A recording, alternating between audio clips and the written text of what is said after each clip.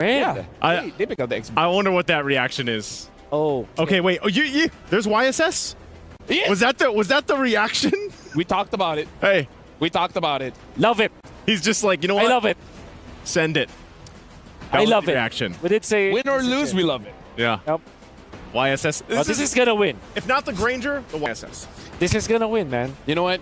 Clip it. We called it first, okay? The jungler can just choke you slowly but surely like a vice grip. I mean, I still remember the previous meta, right? It really boils down to like we've seen these matchups time and time again. Where that's why these utility tank junglers were so effective, because it's just how do you punish them? You have all this damage, you make a mechanical mistake, and I can just eat the damage, make a mechanical mistake, and still kill you. Which makes this a scary thought. It's like the metas of 2023 and 2021 are clashing in one matchup here in Game 2.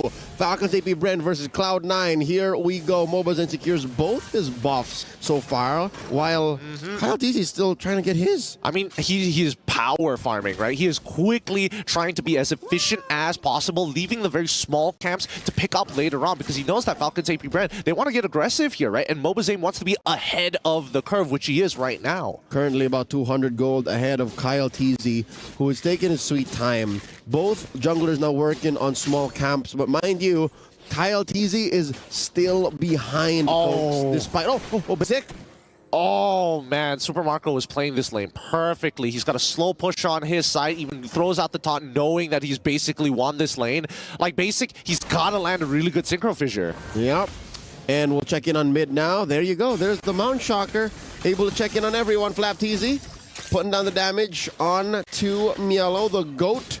And finally, they're at level parity, but still XP lead on Mobazane. Yep, he's been able to clear out pretty much all of his camps in, honestly, quick fashion, and even picking up on the gold crab, well, technically river crab, on towards the gold lane instead of passing it over to basic. They've made sure that Mobazane is going to be scaling really, really quick, and I think that's a good idea, but that's on the assumption that their laners are going to be all right, and considering basic's current standings against Super Marco, it's not looking good.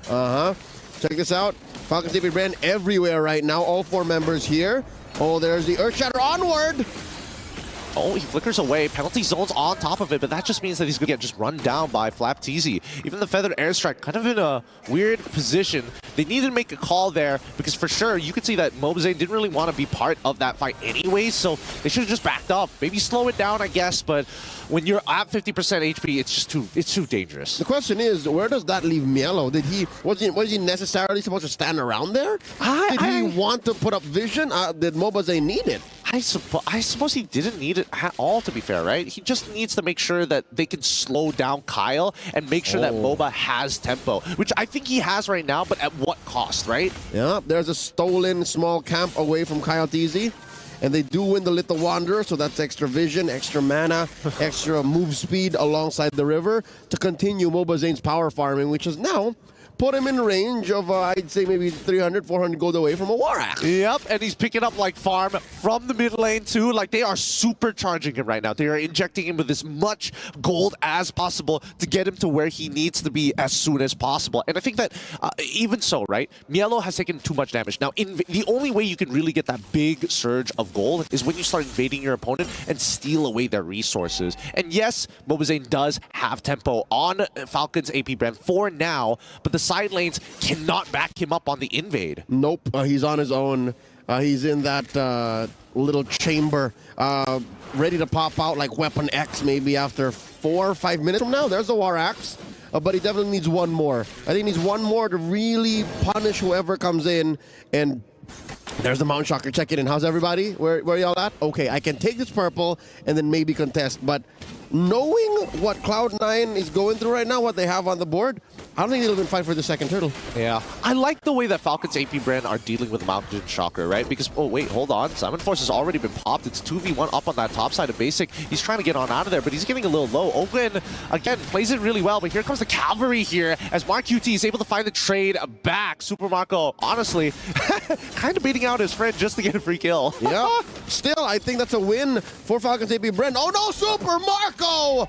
taken down, and down bottom, the trade. Yep, and we're seeing trades all across the board here. I was about to say, hold your breath, because Mobazane and the rest of the gang are coming up to that top side, but they will get that tier 1, and in the meantime, Kyle gonna quickly run up and hopefully save this tower. Nope. Unless Kaltizi coming through, looking for the charge. Uh-oh. There's the stun. Fuse in trouble. All right, gets away from the Appraiser's Wrath at the very least. Mobazane still alive. Mountain Chakra to reconfirm positions. In view, he cannot let go of the left stick. Mobazane now in some trouble as, like it pounces well. Super Marco finds it. Great microwave from Falcon's Apbren. Whole world maybe 2 or 3 seconds away from a response. He does not have the wild charge, so not much he could have done to save his jungler. Now it's Kyle Deezy's turn to dig into Mobazane's farm as there's a turtle spawning in about a minute. This puts Falcon's Apbren up by about 1,000 gold. That's what happens when you shut down Mobazane's power farming. The fact that he hasn't been on the map for like 20-30 seconds means that the lead for Falcon's Apbren will slowly balloon up, close the gap, even push him further. I mean, let's think of it this way, right? It's like music. He's 2 steps ahead, but now FCAP, wait, hold on. Full world, no, still gets it. I mean, Mobazane is still making sure that he is still on top of that retry. He is a full level ahead, and make sure he says, hey, get out of my jungle, this is my property. But as I was saying, it's all about that tempo, right? C9, we're 2 steps ahead, and then with that 1 kill on Mobazane, they fall back 1. Here's another Mountain Shocker, checking in on positioning. Wild charge! It hits on towards Ogren's side. Earthshadow doesn't connect as well as Basic leaps past him, but away from the Salmon Force. The key doesn't slow Ogren down. They do lose that tier 1 regardless, but even so, at the very least, they don't give another kill over. All right, FCAP on the defense up top. Oh, so Marco, interesting, turned into the Lycan. Didn't think he wanted to pounce there, but I also think that Super Marco wasn't expecting that many people to show up. All right, for the first time in this 6.5-minute game, it looks like Cloud9 are looking to ready themselves up for a turtle fight. Unless they want to pick off first in mid, Ogren walks into a bush. Yeah, Cole's got to get out of there. Flapteasy has been having the time of his life with Mielo, really abusing him there. Oh man, he's getting, as soon as that heat gauge is maxed out, he is getting chunked out. But the real question is who is going to get this turtle. Mobazane doesn't have to contest for this, but then again, there's nothing in his jungle to farm. He could try, but he's walking away, wants to be able to create some distance here as Falcons now going to put their attention towards the top side of the map. Oh no, Mielo's in trouble. Earth Shatter. Yep, and even the Appraiser's Wrath coming out. Penalty zone as well. I would say that recalling at this point of time is worse than dying. You just lose so much more, right? Last Sanity gonna come out from Flapteasy. He's totally fine. They're fine. Forcing out a DPZ from Mielo. At least he didn't have to use his flicker. So a defensive rotation from Cloud9 right now. Whole world gets Gogwin. Oh, okay. I mean, I wasn't expecting that to happen. Cold World committing a lot of his spells onto the Edith, who hasn't gotten out, and better yet, very good from Ogwen's side. Not losing his cool. He just didn't even bother to flicker. Just, Primal Wrath, get out of there, stretch my hands, do some cardio, get back to what we're good at. You mentioned cardio. I think there's a lot of cardio happening right now, meaning a lot of movements with really no violence, right? No payoff. Again, sending him home is the best case scenario. And so far, Falcons Apbren, despite there being more of a basic, forcing out a last insanity from Flap. Oh, they could have punished there, but luckily Flap preemptively going for the flicker, knowing that he's in range of the Feather Airstrike. Is Kyle looking for an opportunity to punish Basic. The Appraiser's Wrath is good, but Super Marco does not want to dive in just yet. Mark QT holding the nuclear option at bay. Again, cardio. They're just jogging around each other, moving around, playing footsies, forcing out a response from Ogwin. The flicker already spent out. Lord coming up in 30 seconds. To be fair, even if Falcons Apbren are looking at a 2,000 gold lead here, and again, the map looking mighty red. So far, they can make their way towards any objectives that they want without much of a punish from Cloud9. I think this Lord is contestable.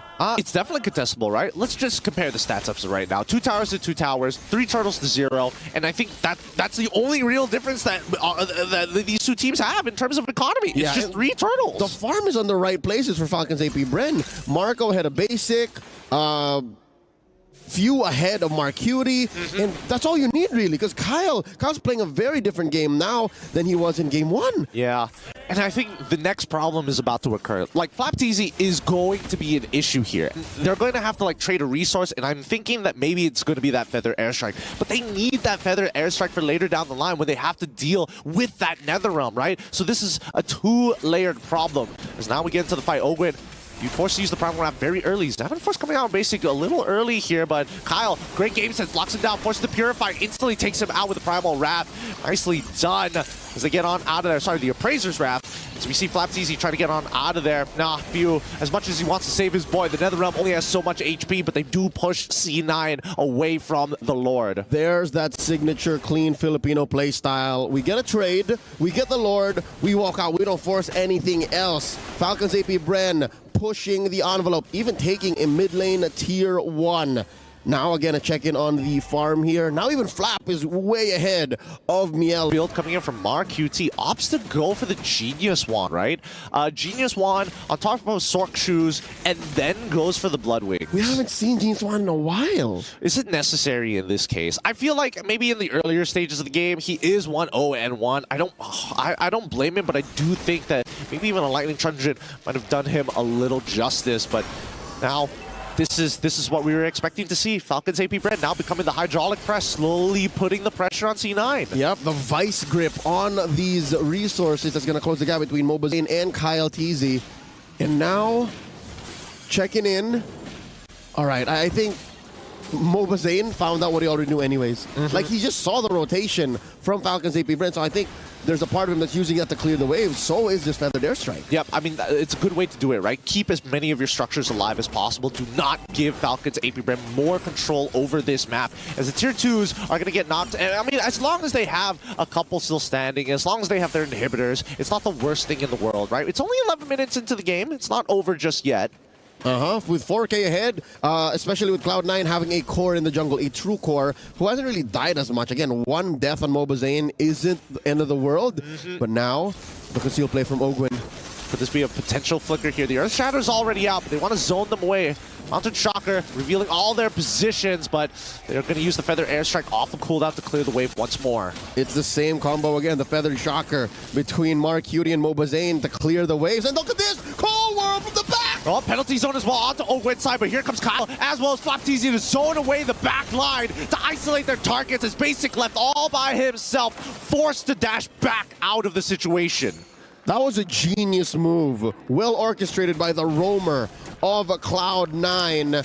But again, it just led to, Super Marco coming for the chase! He finds one here. And a fun fact while we're at it, Yishin Shin was last picked by Sans during MSC 2022 when he was still playing as a jungler. See, it's been that long.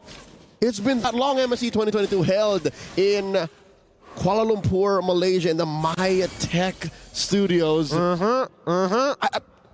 That was a long time ago. Very long time ago. Actually, the debut, Naisu's very first international, as a matter of fact. Kind of funny if you think about it, right?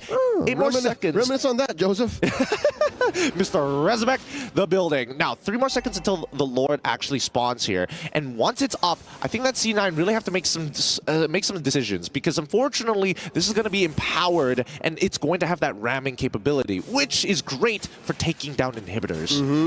If they don't contest this, if Falcons Apbren walk away with this, best believe mid lane tier 2's gone, no. maybe even an inhibitor. Cold World looking for an angle. Few, Ogwin, and Flap coming in. The secure by Kyle TZ, forcing Basic to drop the Z-Force. Yep, and Mielo has to use the penalty zone defensively here as the Mountain Shocker finally comes out. All of this because they saw Mark QT show up on the top side of the map, and Falcons Apbren just blitz the Lord. And here we go, the aforementioned push on that tier 2 in mid. Lord spawning in about 10 seconds from now. I think Falcons Apbren can use this while to take some time. Whoa! The Zaman Force backwards, but now the Feather Airstrike looks good. NetherRealm comes out to save the members of Falcons Apbren. Whoa! The emergency eject button as no. Marco! How? Why? And he TP's on him right in front of his doorstep. Just for style. He just pulled the rug, Okay. the home rug underneath Basic.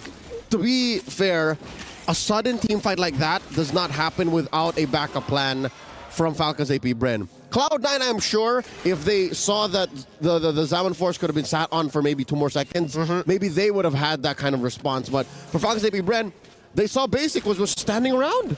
I mean, I think Basic was confident he could win that 1v1. He wasn't expecting does have a Super. Purify. He does have a Purify, but in the 1v1 against Super Marco, like, Super Marco isn't going in for no reason. But now, speaking of which, Lord already cracking down on that Crystal. Mid inhibitor still live, and Falcon's Apbren just going to have to back away. Looking for an opportunity to crack another inhibitor would be nice, but looks like C9 is on top of it. Great high ground defense from Cloud9. Oh, pushing out Falcon's Apbren from their base. Whoa. Mobazane Hey, spots yo. you. Looking for it. Pops another realm. I mean, they've built some heat onto Basic, but so far, so good. It looks, I mean, I'm gonna say this. Falcon's Apbren, this is not looking like this is the polar opposite of TLPH. TLPH was a spin on that thing kind of team. And Falcon's Apbren, they really take their time. They're really using their lats, going back and forth all the time, and making sure that this is going to be a clean game. It's a slow burn, is what they're doing. It's not just an all-in-one, you get everything you want. But now, Mielo gets spotted. Even these fights are going slower, huh? It's been a while since we've seen this metagame. Moonton has really done well to change the way we play MLBB. I suppose. I mean, this is very, honestly, the way Falcon's Apbren is very reminiscent of what the previous patch used to be. But at this point of time, I have to give it a C9, though. The fact that they're holding out in this manner, there is an opportunity to really turn things around. And we're getting to the final builds. Look at this. Few Idolama kids are picking up the Lantern. Again, that's going to hurt against Mielo, going to hurt against Cold World. Even Base is going to think twice about it. He's going to get some tick damage. I suppose. I think that C9 are also... Wait, hold on. Basic, now maybe in some trouble. Has to use Examine Force. Last Insanity does come out, but Basic ooh, hold on. Now with the Feather Edge into the Mountain Chakra. Now the realm does come down. Immortality. Oh, Mielo. Whoa! Oh my God! Super Marco flickers forward. He wants another one. Give it to him. Holy cow! As he fights two in the middle of all 5 members of C9. Make it a triple, and now they're cracking down on the Crystal. If they keep up the heat, they might be able to make a Maniac just in time here, and that's what Super Marco wants. He goes in, finds another one. Maniac! Give him the Savage underneath it! Come on! Dive him! They're gonna try. Mark Uni says no!